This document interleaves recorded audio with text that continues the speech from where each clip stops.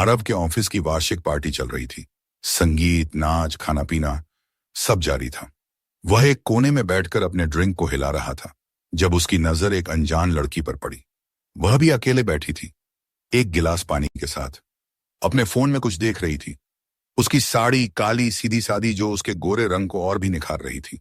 उसकी आंखें गहरी, जैसे कोई खुला आसमान हो। कुछ अजीब सा खिंचाव हुआ आरव को। हिम्मत जुटाकर वह उठा और उसके पास जाकर बैठ गया।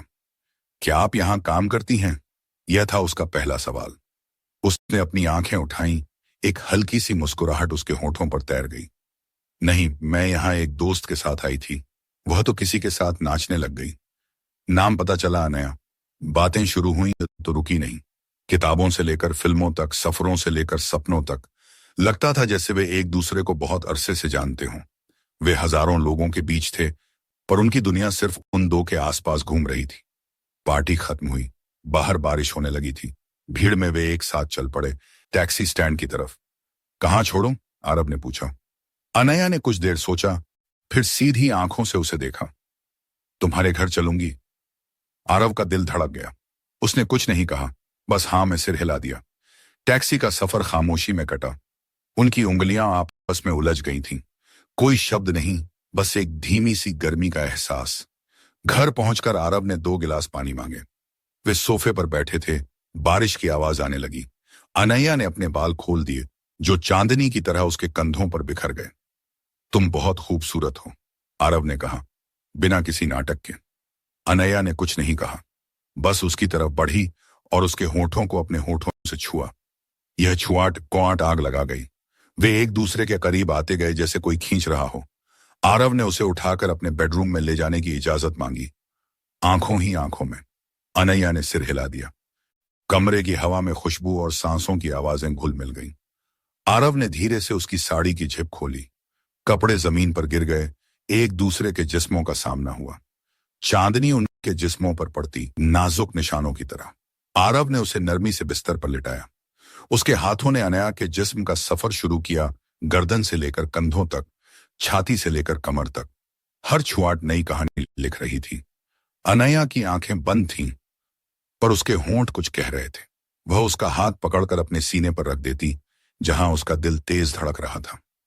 जब वे एक दूसरे में मिले तो ऐसा लगा जैसे वे दूसरे आदमी खो रहे हों। यह सिर्फ शारीरिक मिलन नहीं था, यह एक ऐसा जज्बात था जो शब्दों से परे था। हर छुआट, हर सांस, हर आह एक अनकही जुबान बोल रही थी। वे एक ऐसी दुनिया में खो गए जहां वक्त रुक सा गया था। कुछ देर बाद वे एक दूसरे से लिपटे हुए सांस ठीक कर रहे थे। बारिश की आवाज अब भी आ रही थी।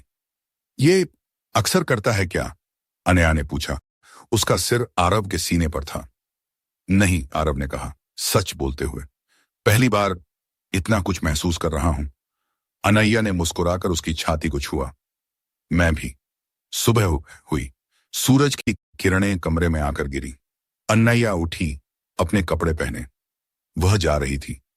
एक पल रुकी, आरव की पेशानी को छुआ और बिना कुछ कहे चली गई। आरव ने सोचा, क्या यह सिर्फ एक रात का सिलसिला था या किसी और चीज की शुरुआत? उसने अपने फोन की तरफ देखा। एक नोटिफिकेशन था, अनया का मैसेज। कल रात बस एक वन नाइट स्टैंड नहीं थी, वह कुछ अलग थी। क्या मैं फिर मिल सकती हूं? आरव के होठों पर एक मुस्कुराहट खिल उठी, जैसे कोई नई सुबह नई उम्मीदों के साथ आई हो। अनया का मैसेज पढ़ते ही आरव के चेहरे पर जो मुस्कुराहट आई, वह पूरे दिन बनी रही। ऑफिस के काम के दौरान भी उसका दिमाग उसी एक रात और उस सुबह की उस हल्की सी छूट पर अटका रहा। उन्होंने मिलने का प्लान बनाया, इस बार कोई पार्टी बल्कि एक शांत आमना सामना डिनर। उस रात रेस्तरां की मीठी रोशनी में वे एक दूसरे को नई नजर से देख रहे थे। अनया ने एक सिंपल सी नेवी ब्लू ड्रेस पहनी थी और आरव को याद आया कि कल रात उसकी साड़ी कैसे उसके हाथों से फिसल गई थी। बातें वहां से शुरू हुईं जहां वे कल छोड़े थे। उन्होंने अपने सपनों, डर और जिंदगी की छोटी छोटी खुशियों के बारे में बातचीत की। ऐसा लगा जैसे वे एक दूसरे की आत्मा को छू रहे हों, पहले जिस्म की तरह। डिनर के बाद वे आरव के घर वापस आए। सीधा बेडरूम की तरफ नहीं भागे, बल्कि बालकनी में खड़े होकर शहर की जगमगाती रोशनियां देखते रहे। आरव ने पीछे से उसे अपनी बाहों में ले लिया और उसका हाथ पकड़कर उसकी कमर पर रखा। अनया ने उसकी गोद में अपना सा घुमा लिया। कोई शब्द नहीं, बस एक गहरी सुकून भरी खामोशी थी। अंदर आकर वे सोफे पर बैठे। पहली रात की जल्दी और उत्सुकता धीमी हो चुकी थी, इससे आज हर पल को महसूस कर रहे थे। आरव ने धीरे से उसका चेहरा अपने हाथों में लिया और उसे देखा, जैसे कोई नज़म पढ़ रहा हो। तुम सोच रही थी क्या? उसने पूछा। यही, कि मैं तुमसे इतनी आसानी से कैसे मिल गई, अनया ने कहा। उसकी आंखें चमक रही थीं। क्योंकि हम दोनों को इसकी जरूरत थी, आरव ने कहा, और उसका जवाब एक गहरे कोमल चूमने में दिया। यह चुंबन जल्दबाजी में नहीं, बल्कि एहसास की गहराई से भरा हुआ था। इस बार कपड़े उतारने की जल्दी नहीं थी। आरव ने धीरे धीरे उसकी ड्रेस की स्ट्रैप्स उतारी और अपने होंठों से उसके कंधे पर हल्के से छुआ। अनया की आंखें बंद हो गईं। उसने एक गहरी सांस ली। उसके हाथों ने भी आरव की शर्ट के बटन खोलने शुरू किए। हर बटन के खुलने पर एक नया हिस्सा उसके जिस्म का उजागर हो रहा था। जब वे नंगे थे तो भीतर जाने की जल्दी नहीं थी। आरव ने उसे सोफे पर लिटाया और अपने होंठों से उसके जिस्म का सफर शुरू किया। गर्दन की नाजुक खंच, छाती के उभार, पेट की कोमल लहर, हर छुआट एक नया गीत गा रही थी। अनया के मौन सिर्फ शारीरिक उत्तेजना नहीं थे, बल्कि उसकी आत्मा की आवाजें थीं, जो उसकी खुशी इजहार कर रही थी। वे बेडरूम में गए तो बिस्तर पर भी जल्दी नहीं की। वे एक दूसरे के आईने बन गए। जैसे आरव ने अनया के जिस्म को छुआ, वैसे ही अनया ने भी उसकी पीठ, छाती और कमर को अपनी उंगलियों से नाप लिया।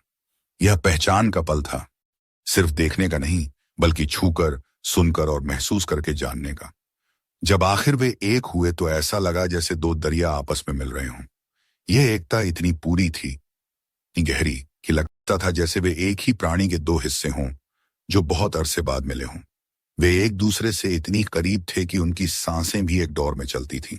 हर हिलोरा, हर लहर एक नया संगीत रच रही थी। अनया ने अपनी आंखें खोली और आरव को अपनी आंखों में उतरता हुआ देखा, जैसे वह उसकी आत्मा को भी छू रहा हो। कुछ देर बाद वे एक दूसरे से लिपटे, पसीने से भीगे हुए एक दूसरे की सांसें सुनते रहे। मैं कल सुबह उठकर सोच रही थी, अनया ने कहा, कि क्या यह सब मिट्टी में मिल जाएगा, पर आज आज मैं जानती हूं कि नहीं।